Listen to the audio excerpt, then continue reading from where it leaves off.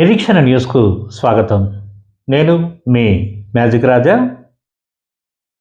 అభివృద్ధి అయితేనేం, అక్రమ కట్టడాలు అయితేనేం, నగర సుందరీకరణ అయితేనేం, గోదావరికనిలో కూల్చివేతల పర్వం ఇంకా కొనసాగుతూనే ఉంది. స్థానిక ఎల్బీ నగర్లో నిర్మితమవుతున్న షాపింగ్ కాంప్లెక్స్లోని కొంత భాగాన్ని అక్రమ నిర్మాణాలంటూ Ramagundam municipal corporation town planning అధికారులు పోలీసుల భద్రత మధ్య శుక్రవారం ఉదయం కూల్చివేశారు. తిలక్ నగర్లో కూల్చివేతల విషయం ఇంకా మరవకముందే ఎల్బీ నగర్లో కూల్చివేసిన ఆశ్చర్యపోవాల్సిందేమీ లేదంటూ ప్రతిపక్ష నాయకులు హెచ్చరించి వారం గడవకముందే ఈ కూల్చివేతలతో ప్రజలు ఒక్కసారిగా ఉలిక్కిపడ్డారు. అసలు గోదావరికనిలో ఏం జరుగుతోందో తెలియక అయోమయంలో పడ్డారు. ఇటీవల కొనసాగుతున్న ఈ కూల్చివేతల పర్వం స్థానికులను ఆందోళనకు గురిచేస్తోంది. ఎల్బీ నగర్ ఆర్చికి ఎదురుగా రోడ్డు పక్కన కొందరు చిరు వ్యాపారులు తాత్కాలిక షాపులు నిర్మించుకొని ఉపాధి పొందుతున్నారు. నర్సింగ్ కాలేజీ నిర్మాణం, కాంపౌండ్ వాల్, రోడ్డు వెడల్పులో భాగంగా ఆ షాపులను తొలగించగా సదరు బాధితుల అభ్యర్థనతో ఆ పక్కన తిరిగి నిర్మించుకోవడానికి ఎమ్మెల్యే, మేయర్, మున్సిపల్ కమిషనర్ అనుమతించినట్లుగా సమాచారం. కాగా తొలగించిన 6 షాపులకు బదులుగా 12 షాపులు నిర్మిస్తున్నారని, అవి అనుమతులు లేని అక్రమ నిర్మాణాలంటూ మున్సిపల్ టౌన్ ప్లానింగ్ అధికారులు పోలీసుల భద్రతతో ఆ నిర్మాణాలలో కొంత భాగాన్ని శుక్రవారం ఉదయం కూల్చివేశారు.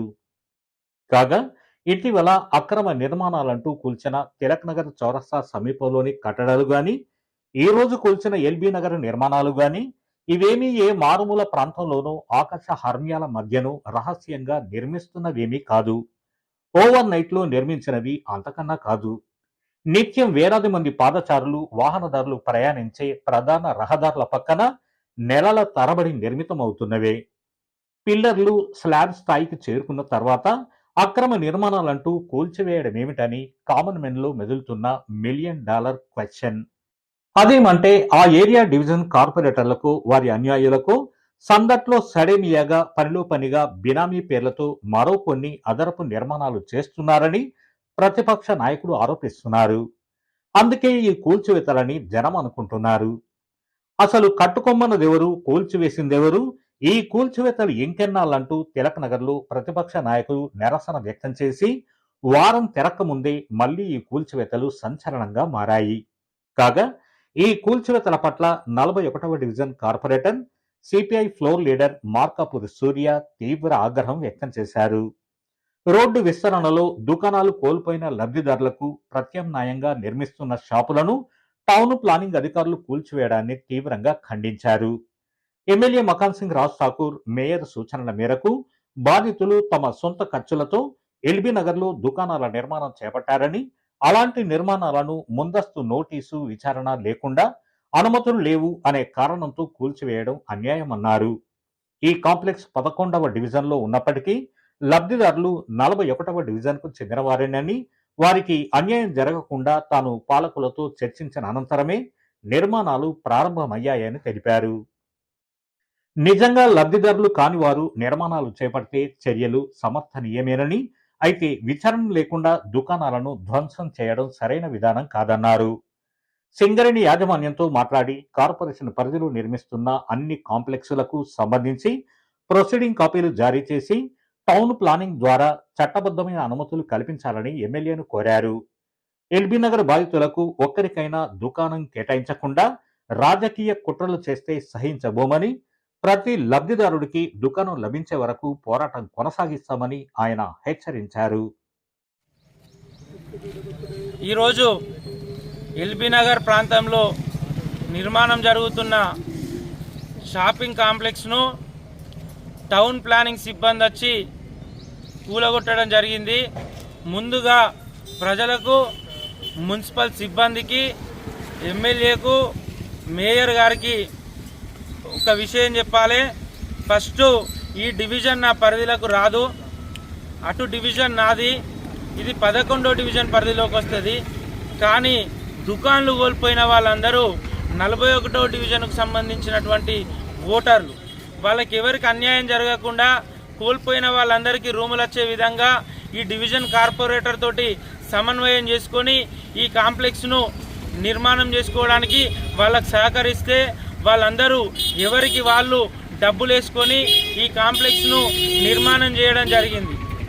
ఈ దశలో కనీసం ఇక్కడ ఎన్ని దుకాన్లు ఉన్నాయి, ఎవరెవరికి దుకాన్లు ఉన్నాయి, ఎవరికి ఏ సైజుల దుకాన్లను అప్పచెప్పడం జరిగింది, పక్కకున్న వినాయక మండపానికి ఎంత జాగిచ్చారు అనే ప్రైమరీ ఎంక్వైరీ లేకుండా రాజకీయ కోణంలో రాజకీయ కక్షతోటి ఈరోజు ఈ కాంప్లెక్స్ను జేసీబీలతోటి ధ్వంసం చేయడం జరిగింది. నేను సూటిగా ఎమ్మెల్యే రాజ్ ఠాకూర్ను ఒక్కటే విషయం అడుగుతున్నా, మీకు పేద ప్రజల ఇండ్లు కూలగొట్టడం సంబరమా, లేకపోతే పేదలకు మంచి చేస్తా అని మీరు ఎమ్మెల్యేగా గెలిచిర్రా చెప్పాల్సిన అవసరం ఉన్నది. మీకు నిజంగా రామగుండం పేద ప్రజల పట్ల సోయి గనుక ఉంటే ఇప్పటికైనా రాజేష్ థియేటర్ కాడ కట్టే కాంప్లెక్స్లకు, తిలక్ నగర్ సెంటర్లో కట్టే కాంప్లెక్స్లకు, బస్టాండ్ కాలనీలో కట్టే కాంప్లెక్స్లకు ఇప్పటికైనా సింగరేణి ద్వారా ప్రొసీడింగ్ కాపీలు ఇప్పియండి, టౌన్ ప్లానింగ్ పర్మిషన్ ఇప్పియండి.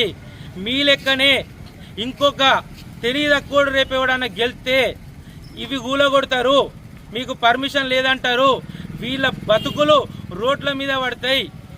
ఇవాళ మీ కడుపు నిండింది చూసుకోకుర్రి, పేద ప్రజల కడుపు కొడితే మీ పతనం ఎల్బీ నగర్ సిపిఐ జెండా నుంచెల్లే ప్రారంభమవుతుంది. ఈ విషయాన్ని గుర్తుపెట్టుకోండి.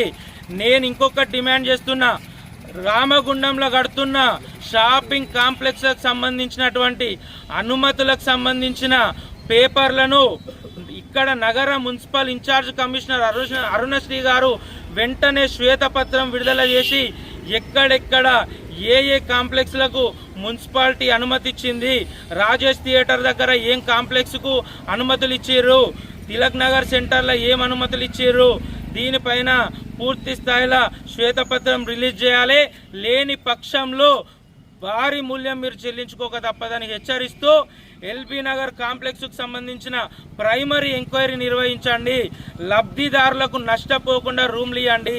ఇక్కడ షాపింగ్ కాంప్లెక్స్లో రూము కోల్పోయినా ఒక్కనికి మీరు రూమ్ ఇవ్వకపోయినా కూడా మిమ్మల్ని నడి బజార్లో నిలబెడతామని చెప్పి నేను హెచ్చరిస్తా ఉన్నా. మన నిరీక్షణ న్యూస్ను వాచ్ చేయండి, లైక్ చేయండి, సబ్స్క్రైబ్ చేయండి, మీ మిత్రులకు షేర్ చేయండి.